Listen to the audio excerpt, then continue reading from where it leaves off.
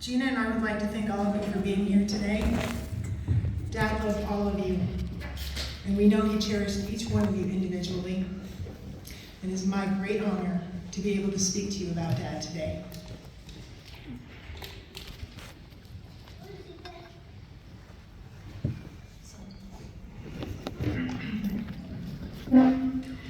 John Dragon was a good man.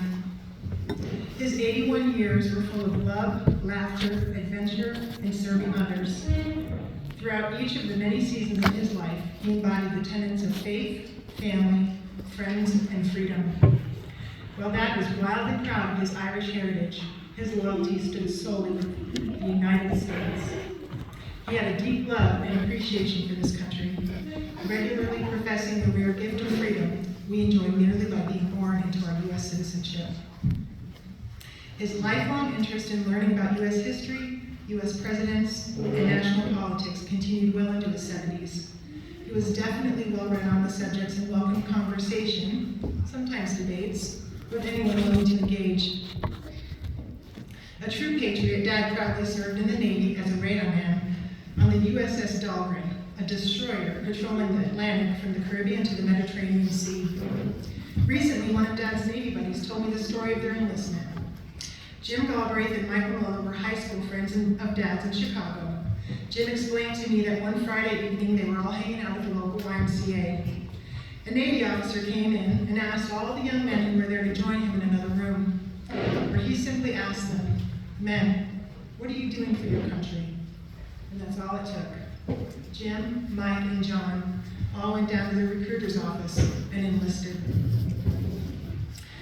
The three young men served on different ships which took them all over the world, but they remained close friends during their Navy years and all throughout the 6 decades that followed. As part of his legacy, Dad instilled in us a strong devotion to our country and his affinity for the sea, along with his sincere appreciation for all of those who serve, especially the sailors. Dad was a successful businessman. He was a valued and respected member of the small business community in Bowman Springs. His entrepreneurial spirit fueled the opening of 4 retail stores and 1 donut cart. Oh, other people remember Little Donuts. Short-lived, but it was a good one. All of those businesses provided employment, education, experience, and leadership opportunities to countless people of all ages and backgrounds. And as rumor has it, John Dragon was usually a lot of fun to work for. Dad was always personable and gregarious, quick to strike up a conversation with just about anyone. He befriended people easily. Many of these encounters resulted in treasured lifelong friendships. We are blessed to have many of these folks here with us today. Tony and Maggie Trujillo, can't see where everyone's sitting. Dave and Kathy Jacobetta, Janny Barton, Dick Feldman, and Caroline Kreitzer have all known Dad for over 5 decades now. Doug and Cindy Dobbin have been close friends since the early years in downtown Bowman Springs. Dad also held a special place in his heart for other longtime friends who I see here today. Adam McPherson, Lisa, Doug, Coy, Pete, Mike, Doug, Mike and Laura, I'm repeating myself, excuse me, and Dave and Corinne. He was also grateful for the folks he became fast friends in recent years. Paul and Maura Carlson, Bryce and Sherry Hedstrom, and Bailey Schenk, along with Gina's entire posse in Bowman Springs. For those of you here today who never actually met John Dragon, I can say with great confidence that if he were here with us today, he would take the time to come up and introduce himself and get to know you just a little bit before the end of the day. Dad was a true family man. From early childhood to his last days, Dad's treasure was found squarely in his family. His face lit up with joy and reverence whenever he recounted stories about growing up on the south side of Chicago in his grandparents' home with his dearly beloved mother and sister. Good times. Certainly among his favorite childhood memories were afternoons at Wrigley Field with Pop, his grandfather, watching the Cubs play ball. Later in life, Dad encouraged Grandma Flo, his mom, to move to Colorado after she had been diagnosed with Alzheimer's. Living in the same small town afforded Dad the ability to drop by for daily visits and to help care for her until she passed away. A few years later, Ruthie, Dad's beloved stepmom, moved to Glenwood Springs. She too was aging, but they still whooped it up, sipping Manhattans and enjoying life as the Irish do. Sprinkled throughout the decades, Dad's many vacations and outings with his sister Carol and the entire Campbell clan were full of spontaneity, lots of laughs, and gobs of indelible memories. Whether in Colorado, New Hampshire, or the Florida Keys, these folks sure know how to have a good time. As for the DiPentinos, I'll quote Genesis 2:24. Therefore a man leaves his father and mother and clings to his wife, and they become one flesh. That pretty much tells the tale. Right from the start, this proud Irishman embraced this tight-knit Italian family and was grafted seamlessly into the DiPentino family tree. Dad's new in-laws, 6 new siblings, and an abundance of extended relatives gave him a warm welcome and immediately called him brother. When Grandma and Grandpa D moved with the younger siblings to Colorado, Alan, Karen, and John and Marge soon followed. Every family gathering, large or small, was marked with love, good times, and great memories.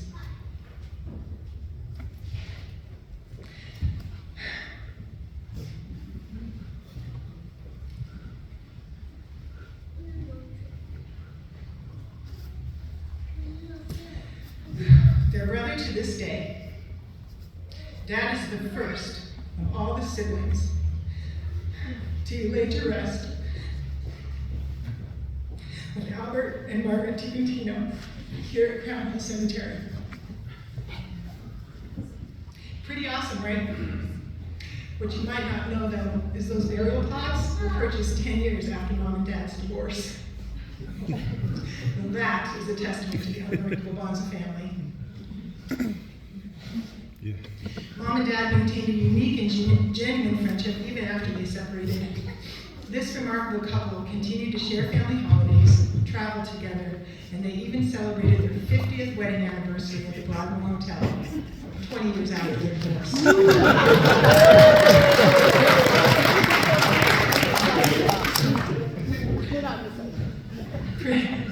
Simply amazing.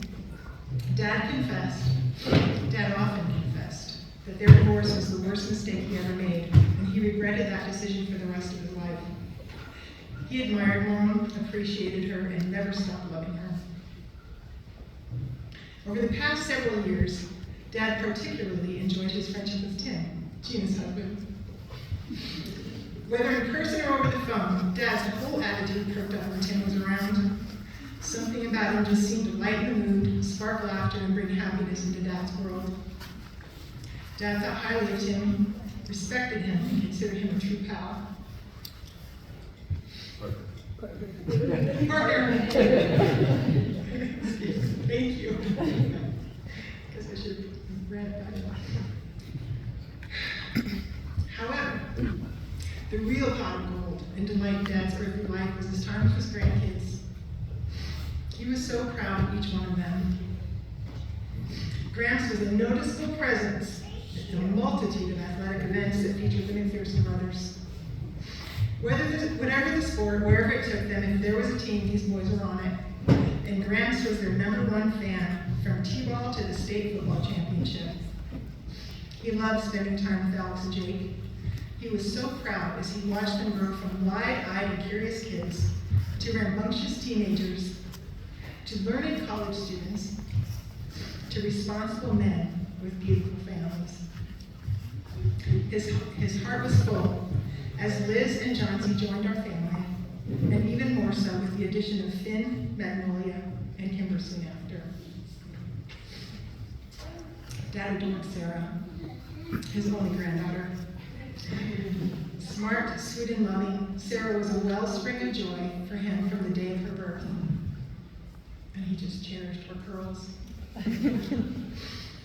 Dad was fascinated by the many wonders of Sam, often captivated by Sam's artistic talent, musical prowess, as well as his interesting creations made from the tiniest of parts.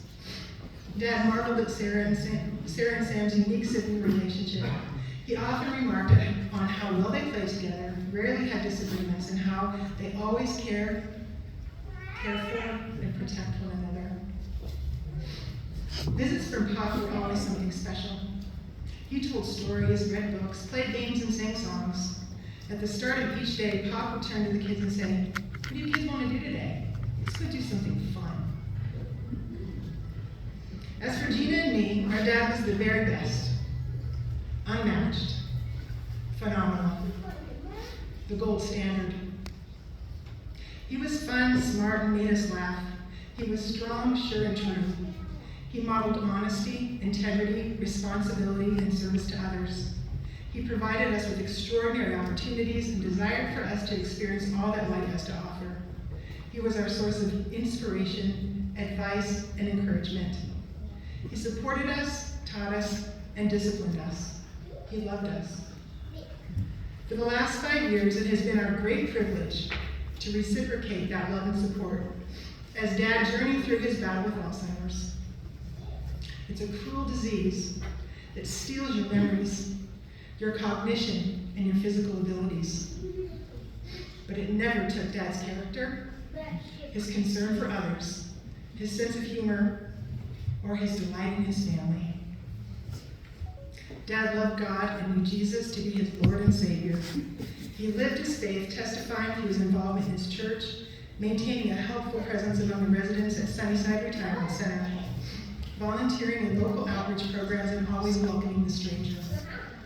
He witnessed to the truth among family and friends, as well as to those who he could see were in need of Christ's peace.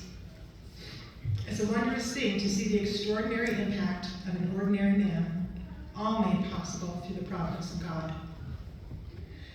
John Dryden was a hard-working, ethical, honest, and responsible man who was accomplished, yet always humble. He enriched our lives with wisdom, advice, and guidance, which sometimes included lessons on the proper handshake, holding a door open for others, and removing your hat for Jesus, the flag, and at the table. Dad enjoyed baseball, John Wayne, a challenging jigsaw puzzle, a friendly game of dominoes, all kinds of music, and a good steak on the grill.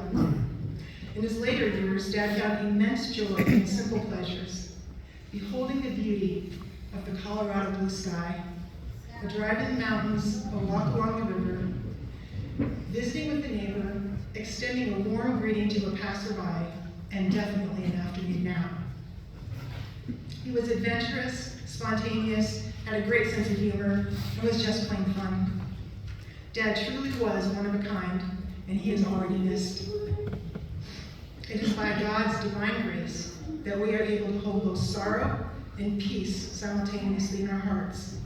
While we grieve our loss and miss Dad dearly, we are comforted in knowing his earthly suffering has ended, and through faith in God's infinite mercy, we are confident that Dad is eternally home, enveloped securely in the Sacred Heart of Jesus.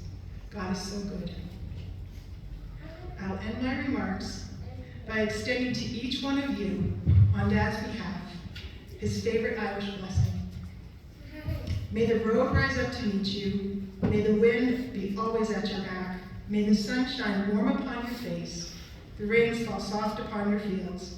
And until we meet again, may God hold you in the palm of your hand. God bless you all.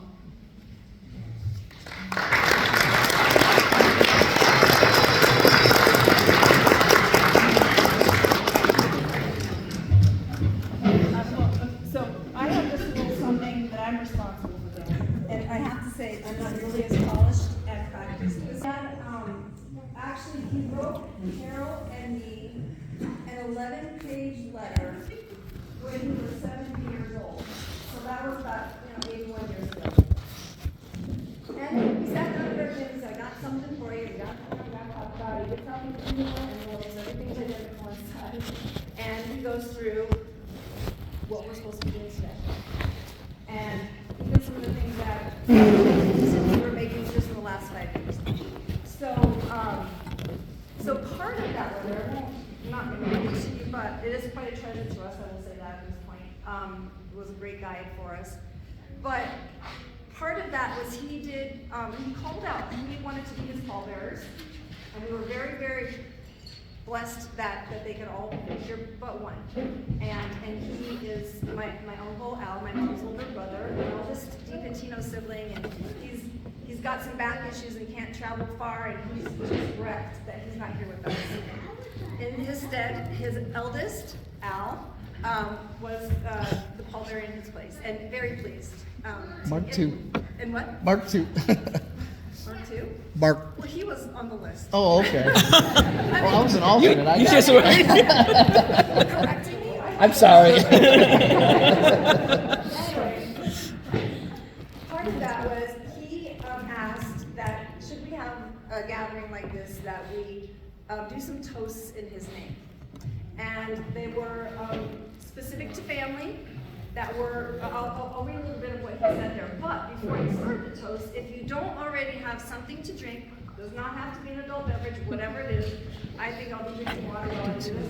Just make sure you have Get two more wines. It's really good. Okay.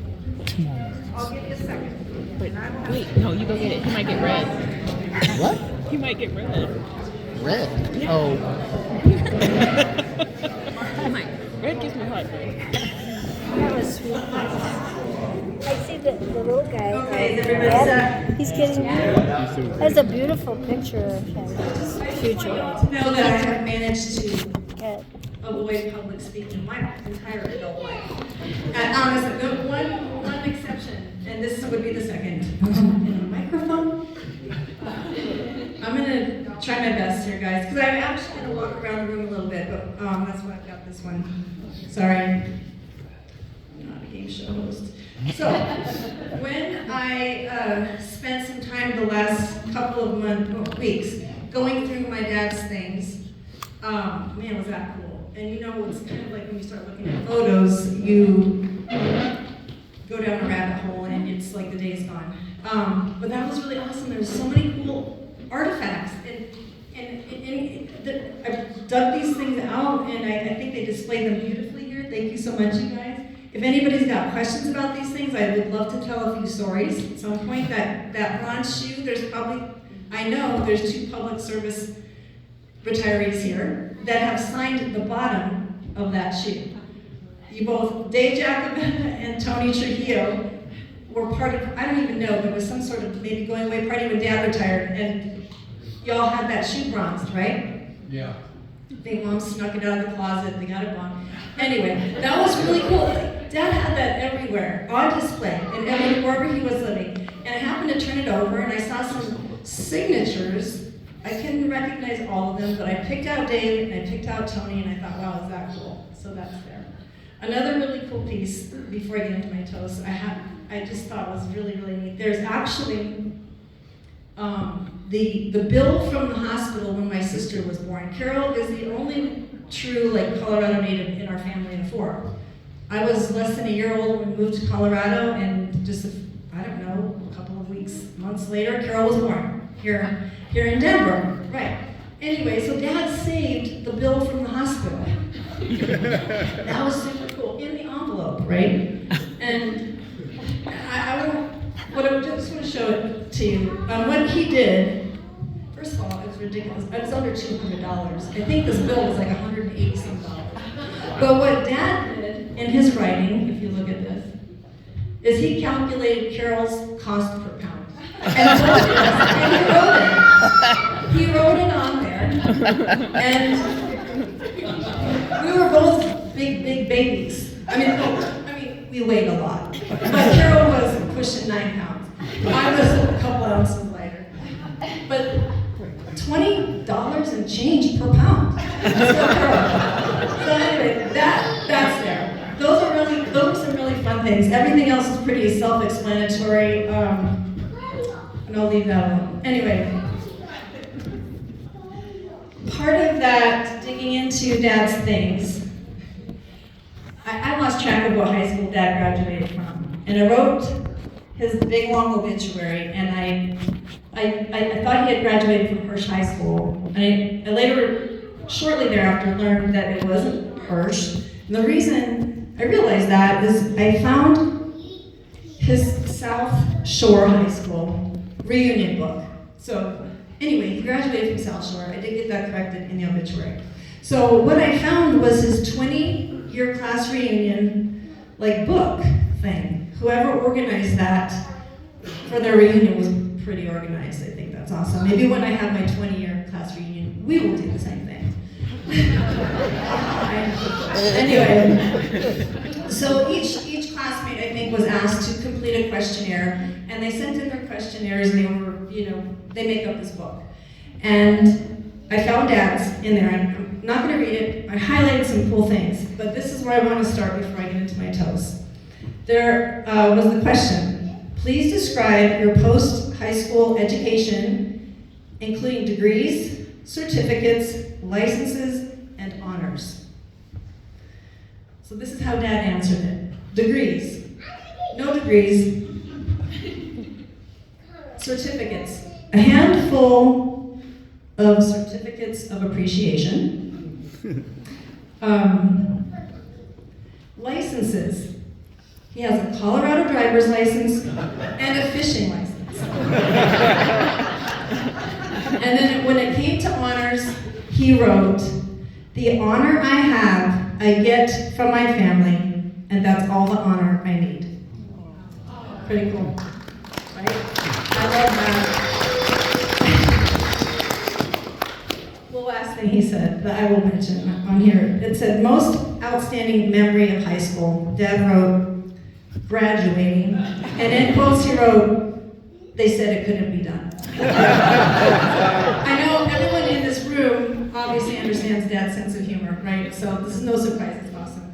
The letter that he wrote to Carol and me was similarly laced with his sense of humor. It was not probably an easy letter for Dad to read. He acknowledged that it would be not a fun thing for she and I to read, but even so, reading it in his way of writing it made me laugh many times. Anyway, part of the letter said, it would be nice to throw a cocktail party, open bar, of course.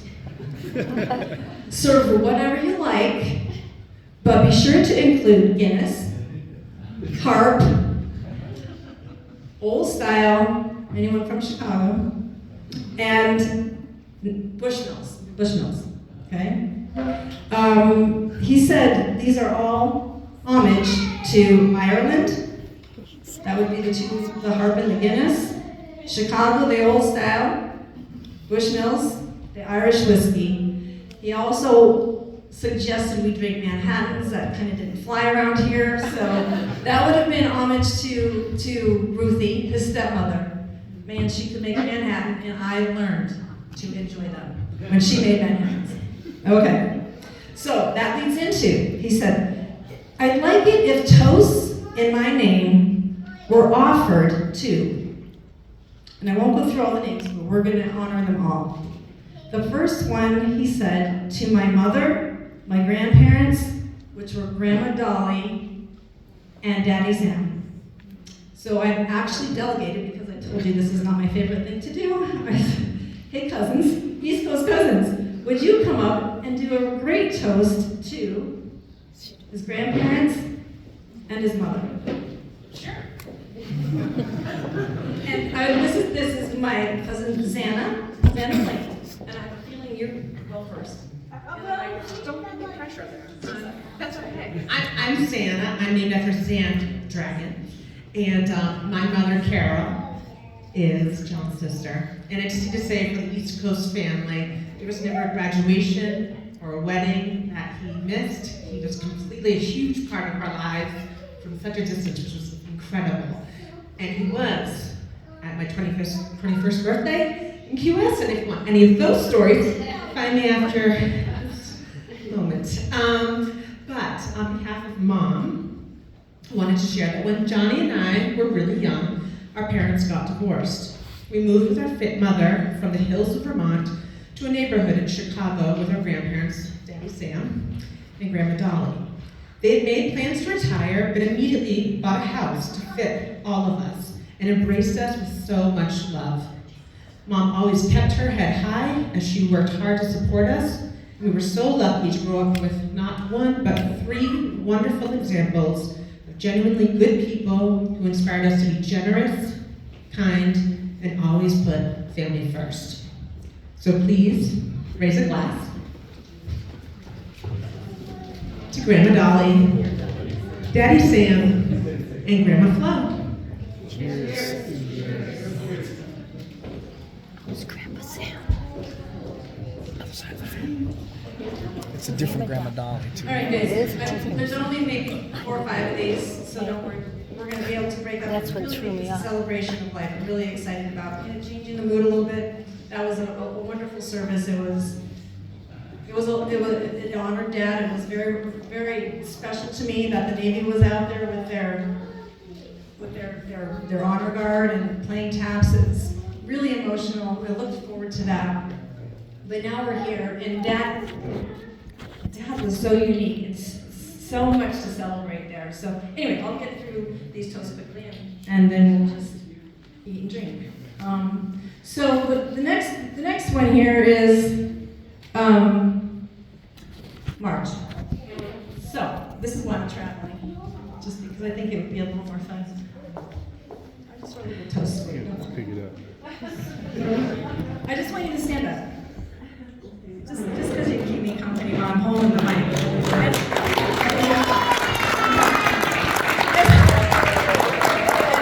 have to say anything unless you want to. I'm not going to put you under the gun like that. Anyway, you can hold that picture while I read to you. The picture I gave to her, it was given to me. This is the last picture that was taken of Dad before he left his independent living home in Glenwood Springs. And the night before he left, and I just love the picture, so I'm gonna carry it around. So anyway, on Dad's behalf, Marjorie, Margie, Maggie. Dad had lots of names for Mom. They were all endearing. They were. As Carol already said, Dad never stopped loving Mom. 61 plus years. Our family is forever grateful for their love for each other. Like all dads, our dad thought we, Carol and I, were pretty wonderful humans, and he always credited Mom. He never wanted to take any credit for that. Always credited Mom for our best traits. We have some dragon traits, but Carol especially. Hey! That doesn't mean it's a bad thing. Okay. And Dad really believed that. Dad really believed he credited you with our good traits. From our perspective, Mom was the quiet and consistent support throughout their marriage. She is one tough cookie, she's Italian. But you may not get that from her first impression. Dad adored her, and our entire family treasures her. Please join me in a toast on Dad's behalf to Maggie. We love you, and we know he does too. Cheers.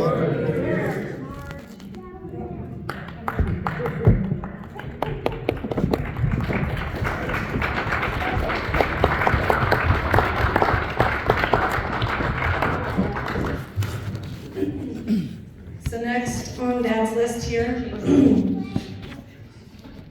I want to interrupt just for a quick second, because the way Dad said this, I read to you what he put in his high school reunion book, and then he kind of, after he listed these names, he said, "These people were my life and are my legacy. After this many," I'll save that for later, after this many toasts, we're going to be off to a really great start in this party. So anyway, after March was Gina and Carol. And this one is like, I'm a little, I'm not going to stand here and talk about me. I could definitely talk about Carol. That eulogy was amazing. That eulogy was a masterpiece. And I want a copy. It was beautiful, Carol. And you delivered it very well. But anyway, I won't say much about myself, but I asked my husband to talk about me. But anyway, where would you like to get Be nice, Tim, be nice. I didn't maybe get to introduce him to everybody. Hopefully y'all have met Tim, but this is my husband, Tim Patrick.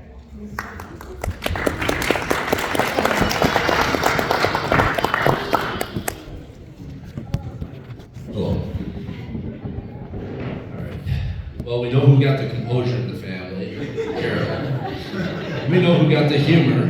That'd be Gina.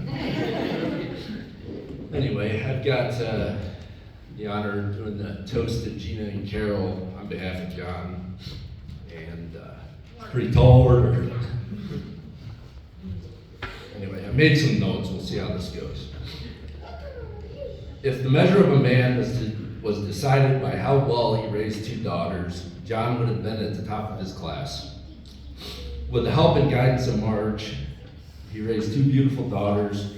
From what I'm told by Gina, John was a very strict father. He had firm rules and curfews, except for that one time where some Denver Broncos players impaired his better judgment. John was a very loving father and was adored by both of his girls. He raised them to be strong, smart, confident, compassionate, thorough, persistent, to have integrity and a strong faith in God. Our family, and particularly myself,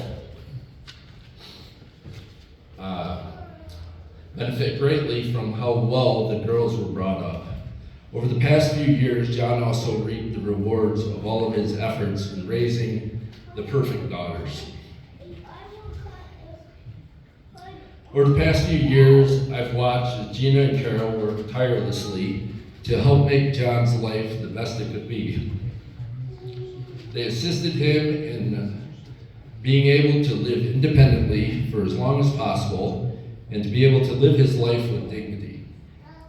When John needed assistance to continue living on his own, they were both there to do whatever needed to be done.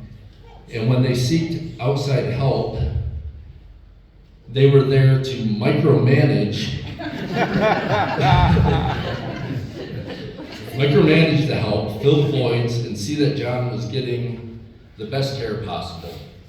When it was time to move John out of the comfort of his own home to an assisted living, the girls were relentless in the pursuit of a care facility that could properly care for John and give him the best quality of life that he could have.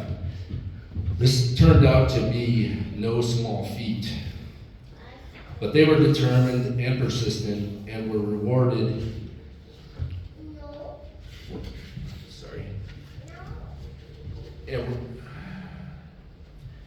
And were rewarded, and John was able to finish out his extraordinary life in peace and comfort, knowing that he was loved and cared for the best way possible. John would have been very proud, excuse me, of how Gina and Carol handled this and how hard that they worked to give him the best life that they could in his last days. So I'd like to toast to Gina and Carol.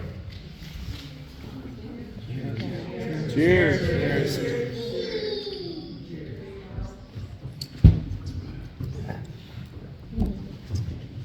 All right, now I don't know who's next, but glad it's not me. Did great.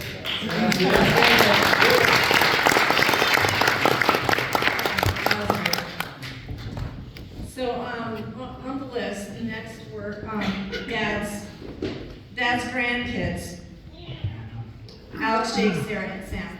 And you're not quite all sitting, next to each other, but that's okay. I'm gonna come a little closer to you. So if you want to stand up so everybody knows who you all are. Sarah and Sam and Alex and Jake, you got the hats on over there. My boys and Carol's daughter and handsome son. Okay, beautiful daughter and handsome son. All right, so now that I'm a Gigi. I'm a Gigi. And this is hashtag I'm a Gigi. I can fully relate to the joy grandchildren bring into our world. A welcome jolt of new life, amazement, and so much fun. Like your own kids all over again, but really kind of better. My grandkids I would normally be passing around pictures of them, but they're here today. I'm so proud that they brought Magnolia and Finn and Kimber, and hopefully you all get a chance to interact with them. They're quite enjoying our world. Alex, Jake, Sarah, and Sam, you were a new and very bright light in Grandpa's life when each of you came into the family. Grandpa arranged his world around you at every opportunity. He took exceptional delight and much pride in witnessing your lives as they unfolded. At one point, he could have been actually Glenwood Springs High School's biggest fan, like for several years. But actually, really from T-ball through high school graduation, he was incredibly proud of Alex and Jake's success. But even more importantly, he was proud of your participation, your commitment, and the character that resulted from those experiences. Sarah and Sam, oh boy, did Pop light up when he got to spend time with you. No matter what you were doing, he loved to know and hear all about it. Excellent grades, talented artists, and the good old dragon sense of humor. Dragon genes. Walks and talks and puzzles and a mean game of dominoes. I call it mean. What did you call it? Whatever. Some of this is a little redundant based on what Carol said. Anyway, they played dominoes a lot. And they enjoyed it. And all of that meant so much to Pop. But I know Pop was especially proud of your kind and caring nature, the way you two always got along. Not so much. But it came around. It came around, and that's all that matters. Absolutely. He was especially proud of your kind and caring nature, the way you two always got along, looking out for each other and taking good care of your mom. He felt very good about that.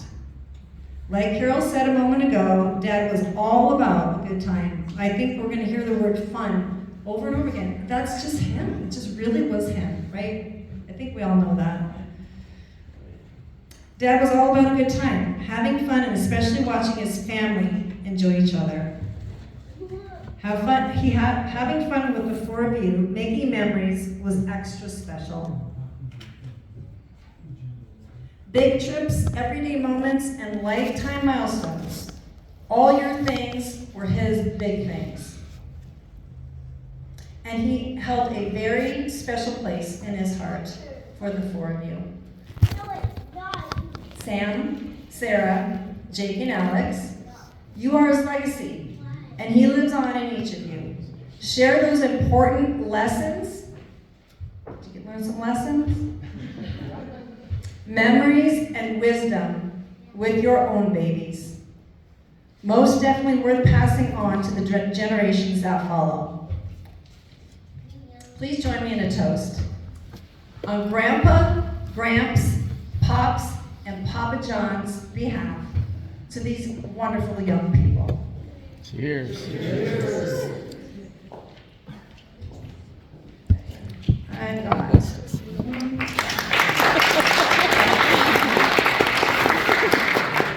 All right, just one more from you guys. My Aunt Carol. You. You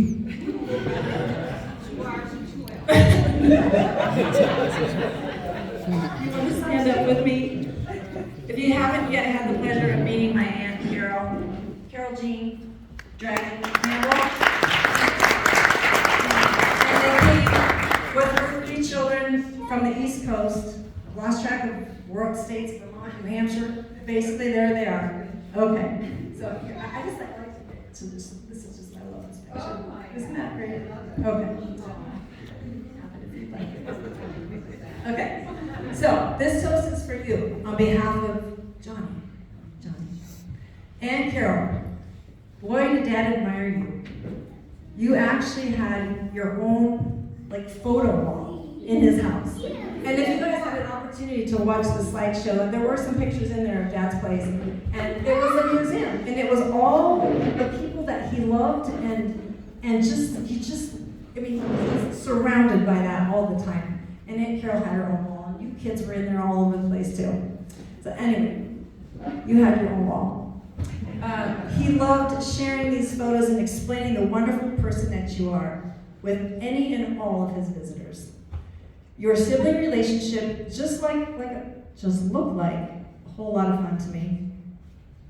You shared a very special childhood, and while there are many states between Colorado and New Hampshire, he always looked forward to his trips east and your trips west. Always a lot of fun. And when the cousins, we didn't get together all that often, but when we did, we made wonderful memories. Remember Chicago? Dick's Last Resort. There was a little Mad Dog 2020. And yes, Carol, I do believe you ordered it. Okay. And I will stop that story right then, too. It was a great time. It was a great time. Yes, Dad cherished you, Aunt Carol. He considered himself very blessed to be your little brother. Your little brother.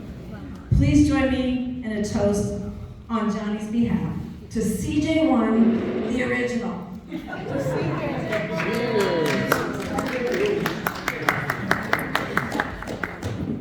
All right, guys.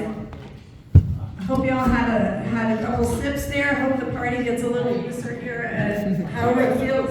But the last toast, I've asked all the grandkids to join each other up here. I don't know what they're going to say, and I didn't put any pressure on them or words in their mouth exactly, but we'll let them take it over the finish line here.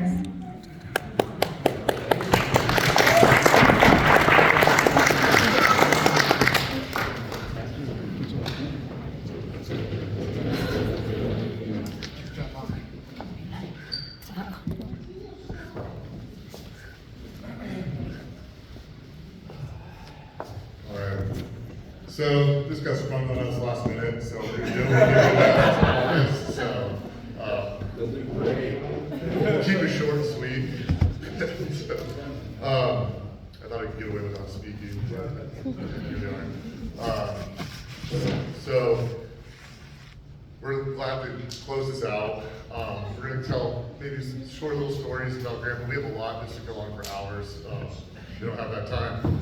And then we'll do a final test to him.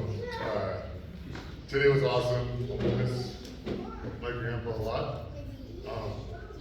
Not very emotional, but today's been tough for me. But one of the stories I'm going to tell is about his wisdom. He likes his whiskey. We know that, right? So he always liked to have whiskey with us when we were that age, and every once in a while. But when I was 21, 22 years old, I came back from college for Christmas, and I went over. He had like a 15-year scotch that he wanted to share with me, and Grandpa didn't really like ice in his drink, and if he did, he only do 1 cube. So, especially if it was really high-end stuff and he had it for a while. So, I went over, and I've never had scotch by this point in my life. I was still drinking, Mad Dog 2020s. So we sat down on his couch, and we started drinking it, and I was not enjoying it at all. So I went over to his fridge, and I put Coca-Cola in there, and that's a cardinal sin. So I sat back down, and he's like, did you just mix that with Coca-Cola? I was like, yeah. He's like, yeah, you're done. Like, he shut me down. And he's like, you can't have this anymore. If you want that, I got cheap stuff over there. And he goes Canadian Mist. So if you're going to mix something with it. But again, that was one thing I'll miss with them is coming back home and sitting, whether it was at his house or at Mom's house, and enjoying a couple beverages with them and talking and talking about anything, politics, school at the time, marriage, whatever it may be. He was full of wisdom, and I'm gonna miss the conversations I had with him. And yeah, so here you go.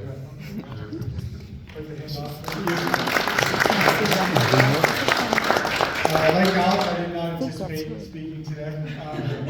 But we are. I can't see all my glasses. Oh, closer. Got it. Yeah, I didn't do this. Yeah, just thank you all so much for being here. I know that he's looking down right now, very happy. Yeah, he was a man of wisdom, right? He was a legend in Glenwood. Everybody knew him. I mean, as soon as I shared that he passed away, I had people I haven't spoken to in like 15 years reach out, so I've done a lot. You know, one story that I hear often is, Mom, correct me at any point, we were at Disneyland, or Disney World, and I was on his shoulders, and I think I threw up on his head. My father, you know, he bought me this Disney hat that, I don't even know where that's at now, but he bought me this Disney hat that I cherished at the time, and I misplaced. And so, of course, we're on our way to the airport, and he's running away from us back to try and find the hat. And I believe Mommy found it. Yeah. In the rental car. In the rental car. So he found the rental car. So it just shows the kind of man that he is, and you know, he instilled a lot of lessons for sure in Alex and I, and Sarah and Sam. And those are going to be passed down to our next generation who are right here in the front. So I'm very blessed to be shared that with my children and his grandchildren. He really, really cherished his family. You know, so my family and I lived away for a while, and when he got to see us, it was a really big moment. But I'm going to really miss him a lot.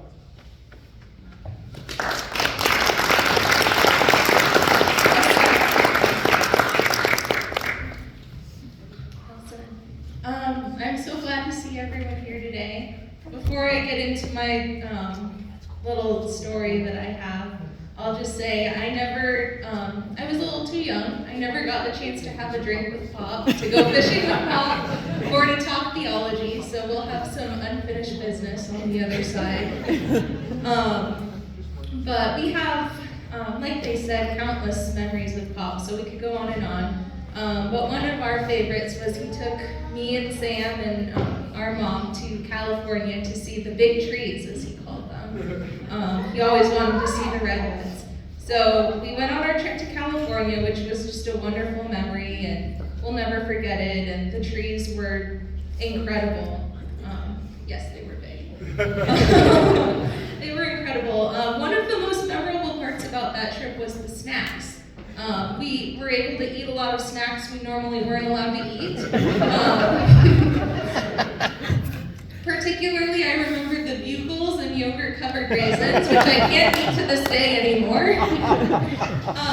But that was also the summer. I really liked pink lady apples, and there was one point where Pop was making a quick grocery store run, and he said, what can I get you guys? And I said, I'd like a pink lady apple. And he did not want to go into the store and ask someone where the pink lady apples were. So I don't remember what kind of apple I got, but it wasn't a pink lady. So we'll miss him. Like Jake said, we miss him a lot, but he's looking down on us now, and we can always live with the comfort that he's watching over us. And he does live on in these three young men standing next to me, and I hope he will in me as well.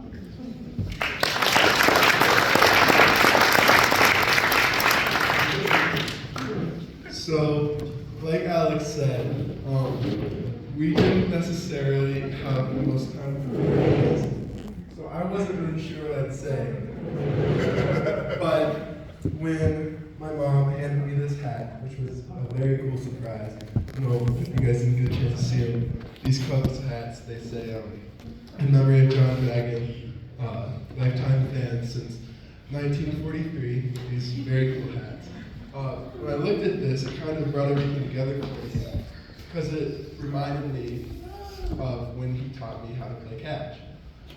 I didn't really have a father figure in my life, but Pop made sure to fill that in. So I know we were asked to share stories, but like I said, I couldn't think of very many, but I wanted to take this moment to express my gratitude because he made sure to fill that space in my life for me. He made sure to share his passions. He took me to baseball games. He taught me how to play catch. He took me fishing. He made sure to share all of those important things that a father would normally share with a son. And even more important than that, he shared a sense of humor. He made sure that I saw how to treat people, how to treat the women in my life, how to treat the men in my life, how to treat everyone that matters to me. And like my mom said during her eulogy, even in his dementia, one of the only things on his mind was, I need to go help people. You know, I have things to do. I have people that are depending on me, that I need to drive around, need to get here, need to get there, need to volunteer at church. So he made sure that I understood what it meant to be a man, and I'm very proud to be a dragon.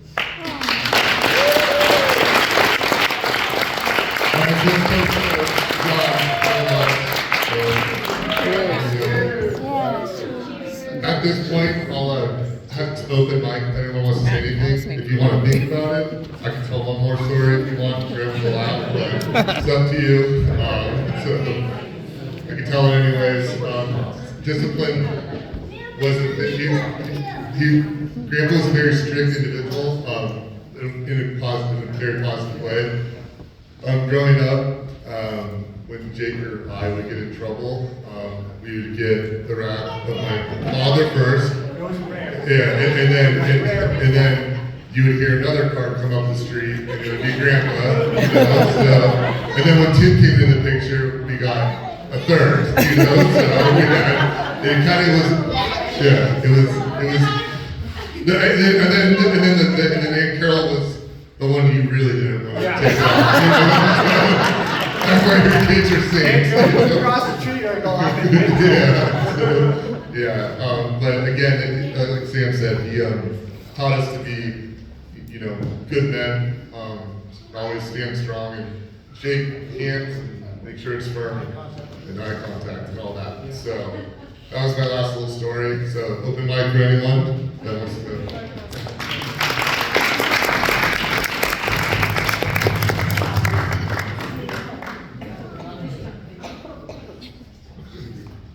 I'm so glad I trusted my instincts to sip every time we needed to take a shot, because I wouldn't be able to talk right now. I want to talk a little bit about special relationships, but before I do, I think one of the things that I've come to learn is that we all can't change the world. And we turn on the news, the world's burning, all kinds of things are tough out there. But what we can do is change the world of those that touch and concern us in our lives. And one person that I can say that I've looked up to my entire life that has touched and concerned me was Uncle John. So my parents are Alan, Karen, Deep, and Tina, who wish they could be here right now. And they have a special relationship with Marge and John, my Uncle John, and Aunt Marge. And once we moved to Colorado and they lived in Glenwood Springs, we'd make the annual summer pilgrimage to get new shoes for the school year. Thank you, by the way, for the family and friends discount. Every year I was the talk of the school because I always had the best cool new pair of shoes. So, growing up, I loved getting this Cubs hat. This is great. So thank you very much. We shared a love for the Cubs. We shared a love for the Cubs when my grandmother, on my mom's side. And when I would come to the house and I would see that picture hung in the bedroom, I always thought he played for the Cubs. I think there's a lot of fact checkers back there when I was growing up that really tried to look up encyclopedia John Dragon that played for the Cubs. Didn't find anything. Thank you. He was very special to me. We had a very high affinity early on. When I was 13, I took up golf. And for some reason, he stopped by the house and he brought a special gift to me. Didn't even know he was coming and didn't even know I was getting a gift. And he brought me my first pair of golf shoes. and he said, "Here, nephew, these are for you. They'll take 10 strokes off your score." To this day, I wish I could get another pair of those golf shoes.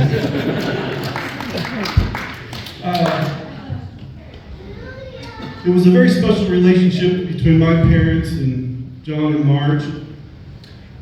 So special that, growing up, we would always look and see the kindness and the love and the laughter that our parents shared together.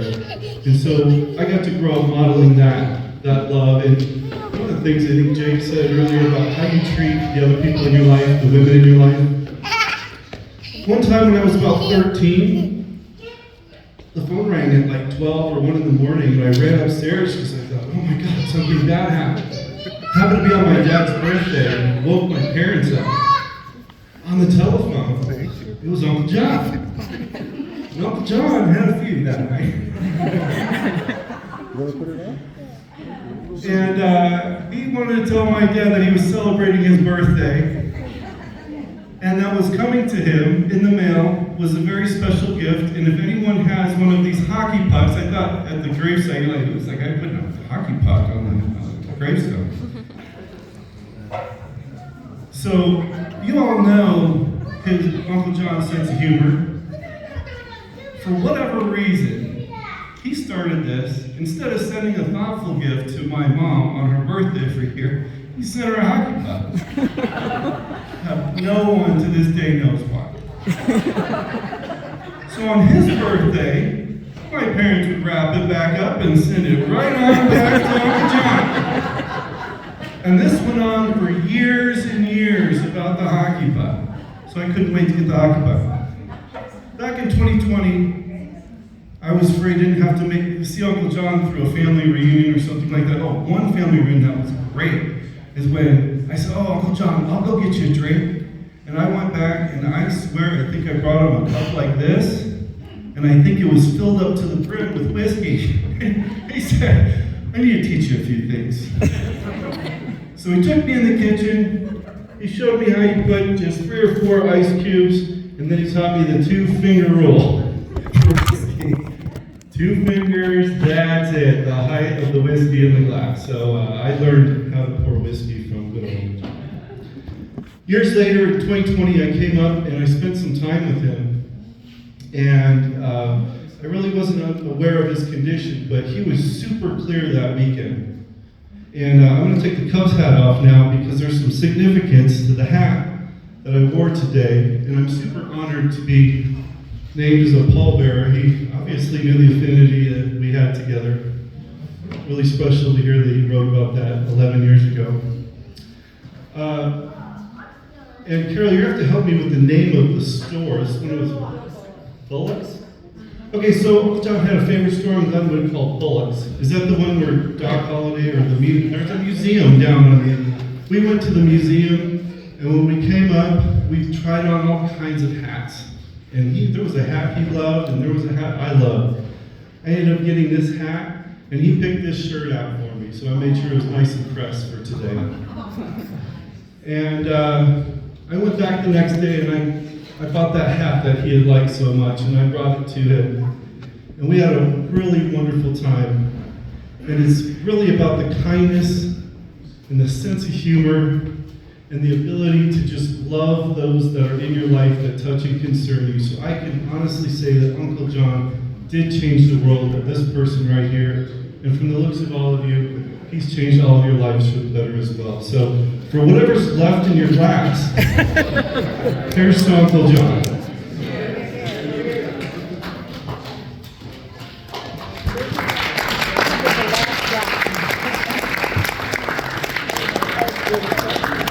I'm going to say something real quick, just kind of about legacy. Because I only got to know John just right before things started, memory things started happening.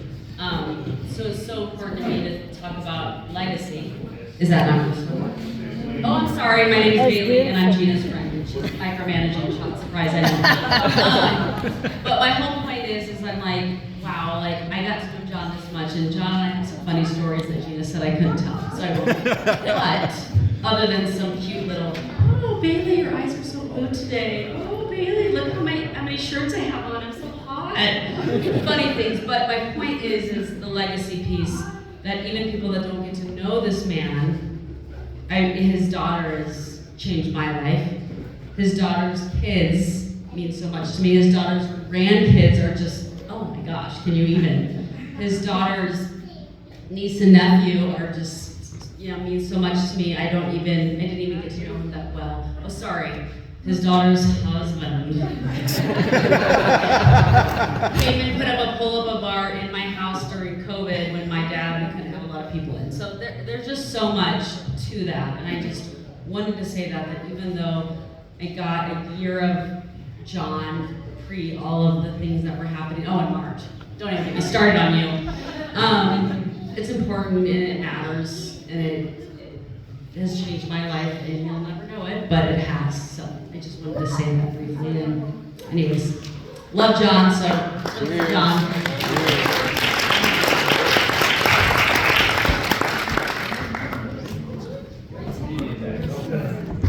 I can't wait for the new one. Just a couple minutes from now, they're going to box up the rest of the food and everything. So if you want something, please help yourself. In just a few minutes, that's going to go. I don't know. We should have booked the room for about 6 hours. But hold on just a second. I think my aunt Joyce wants to talk. My daughter, down named Thomas, was honored, felt honored to have Aunt Marge's for godparents. She would have loved to be here. She wanted me to tell you guys. She loves all of you, and she felt so bad. Because she's in a condition like her own mother. She can't get She's recovering from surgery. She wasn't able to come, but we know she's here in spirit. Yes. Same as Christine. And Christine. Right? And Christine. And my daughter just told everybody she wanted to be here. And I said, I'll make sure everybody knows that you love them. You love John so much. You're going to miss him. She has a picture of her with John last Friday, and she saw him, and she said, I loved him. She said, I love this picture of us. And it is beautiful. He's dead. Oh, did you? Thank you. No, Marge's sister. Love you guys. Marge's sister. Thank you. My dad's sister.